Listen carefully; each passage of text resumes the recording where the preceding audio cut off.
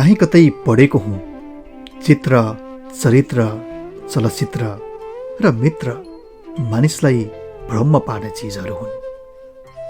यी चिजहरू अत्यन्तै राम्रा र अत्यन्तै मूल्यवान पनि हुन्छन् र यी चिजहरू तपाईँको जीवनमा कहिल्यै कामै नलाग्ने पनि हुन सक्छन् र कहिलेकाहीँ यी चिजहरूका कारणले तपाईँको जीवन नै बर्बाद पनि बन्न सक्छन् र कहिलेकाहीँ यी चिजहरूले नै तपाईँको जीवन अत्यन्तै सुखमय र सुन्दर बन्न पनि सक्छ।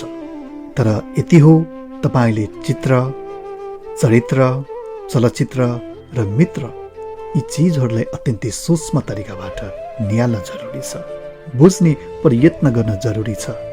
सबै मित्रहरू तपाईँको लागि मित्र नहुन सक्छन्, सबै चलचित्रहरू तपाईँको लागि नबनेका हुन सक्छन् र सबै चरित्रहरू जे देखियो त्यही नहुन सक्छ र सबै चित्रहरू मूल्यवान नहुन सक्छन्।